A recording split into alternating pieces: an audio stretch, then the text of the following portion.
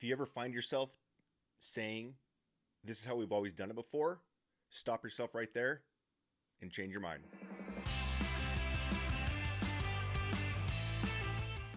Hey there, welcome back to my epic journey. This is Brandon DeVere. Thank you, as always, for tuning in and sharing your time with me. I do appreciate that. Here we are on the journey from 600 to 0, back to 600 plus, and everything that falls between. So, haven't been on a couple days. I know typically I try to get 5-6 days a week. However, this last, the one I did on over the weekend, we found out my friend passed away, things like that. It was expected, so didn't completely catch me off guard. But sometimes I grew up where I like to drive to think. And unfortunately there's no town I guess there is, but there's like not much to do. Like it's Vegas and like LA is like 4 or 5 hours away. And then Salt Lake is 6 hours, or, Arizona is 6 hours. But anyways, I just want to kind of clear my mind and take off. So I haven't really been around. I went to LA, hung out with a friend of mine.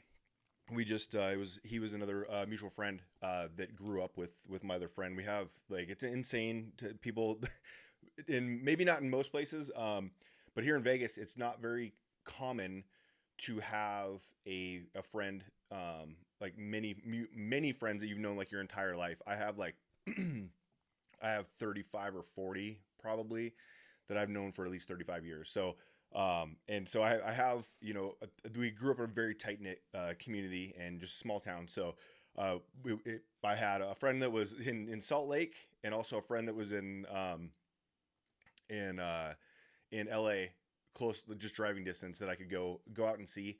And this is all our mutual friends. So it was good to get out there, just kind of BS a little bit and just talk about the stories growing up, and a lot of fun times. So it was good. It's what I needed. I just needed to get out and just kind of go for a drive, listen to nothing, and just not worry about working for the moment. But yeah, I kind of took a couple days off, and now I'm back.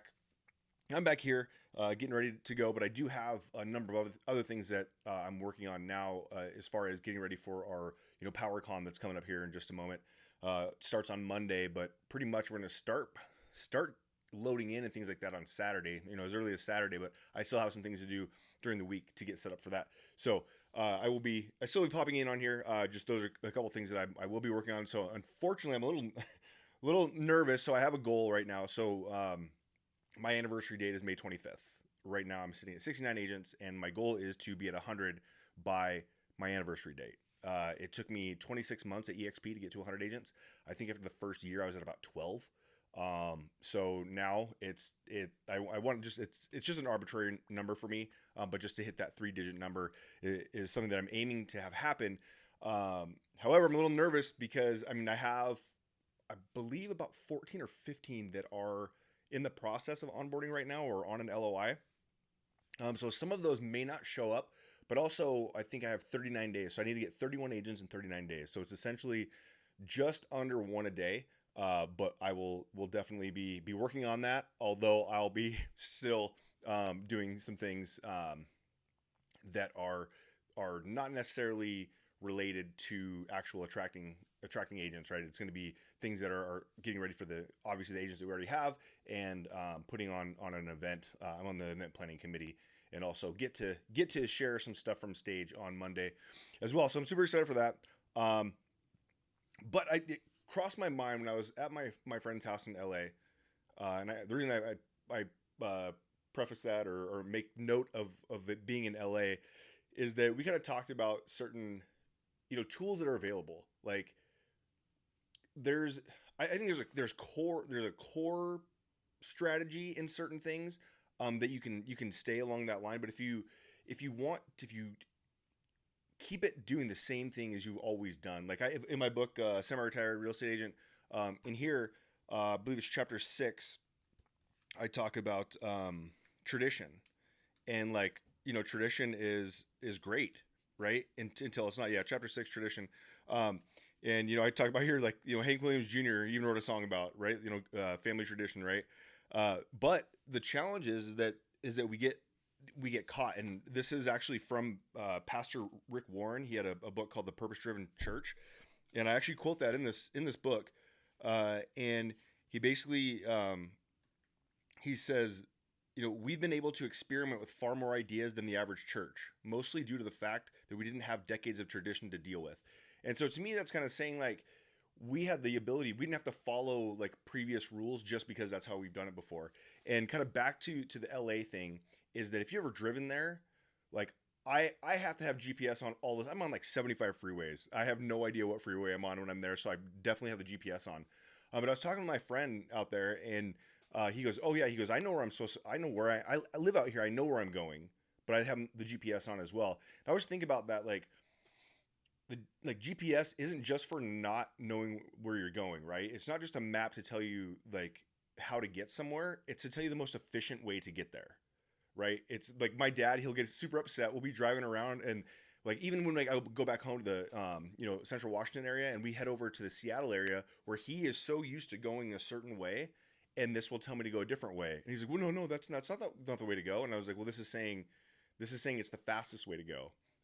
So I mean, I guess right is debatable, or it's up for debate, right? Like they both probably get you there, but one is just telling you based on the data, like the new data, that's no longer the normal way to go or the fastest way to go.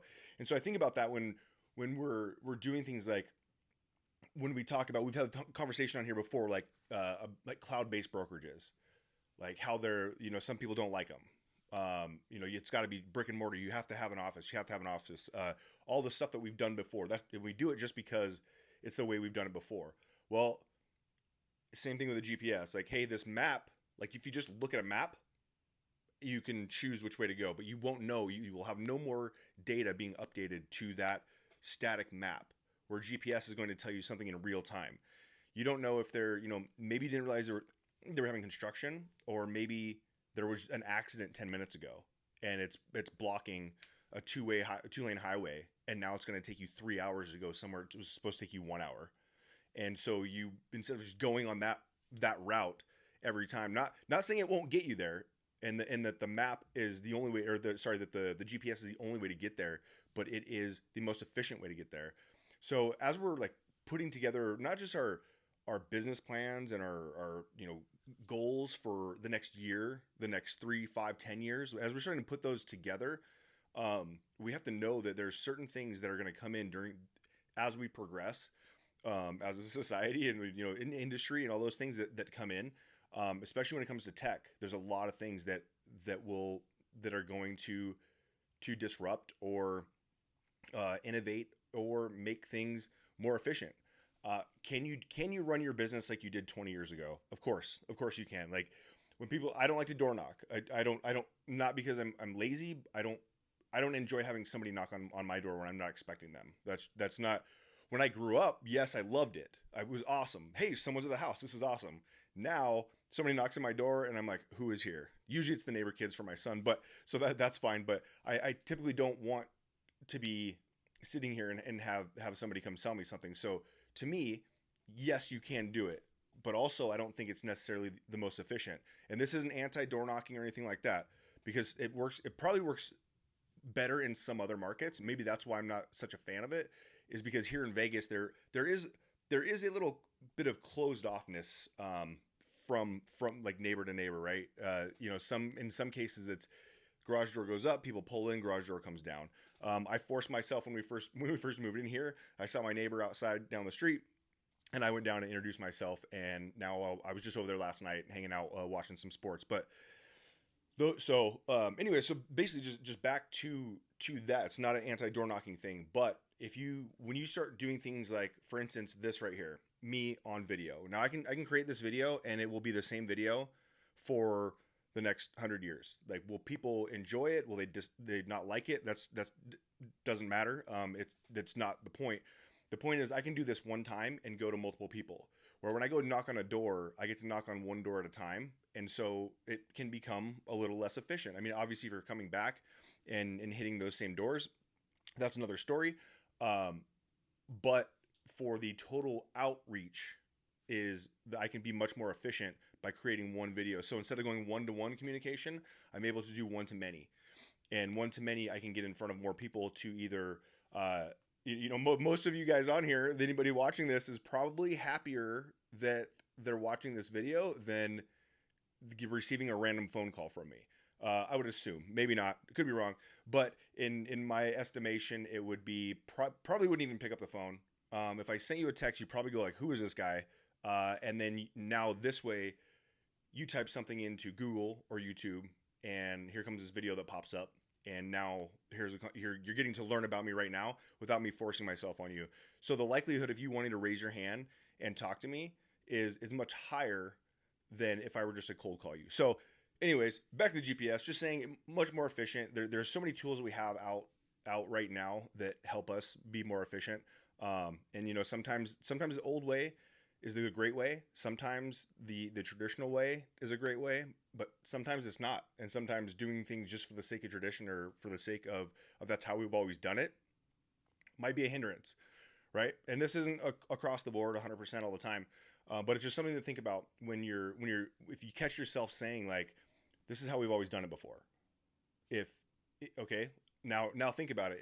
Is it why we do it now, or is it still true for why we're doing it now, or is that the reason that we're doing it now? Is it still the best option? So take a look at all the stuff you're doing in day to day and see what is if there's anything that you're doing just for the sake of doing. And I'll share this quick story. A friend of mine told me a long time ago. He may have got it from a book actually, but they were talking about that his wife the way she would cook like the roast would be to cut the ends off of it, and they never knew why they did that. So he asked the wife didn't know. The reason that this story came back to me is, I'll tell you in a second, but he didn't know, asked the wife didn't know, wife asked mom didn't know, mom asked her mom, which is grandma, and she said, well, it wouldn't fit in the oven before, so that's why we had to cut the ends off of it. So that time it made sense to do so. Now ovens are much bigger and typically the roast can fit in there. So the reason that I say that is because my friend, he owns a house probably like 10 minutes from LAX, and he is like kind of out on the beach, but it's kind of an older house, like an older like Rambler. And the oven is still there. Like I think it was built in the 50s. So it's got the oven is like the original oven and it's super small. So that's what made that pop into my head. But anyways, anything that you're doing that you think that you can improve on, and you're not just don't confine yourself to that's how we've always done it. So, all right, I will see you guys on the next one. Have a great one.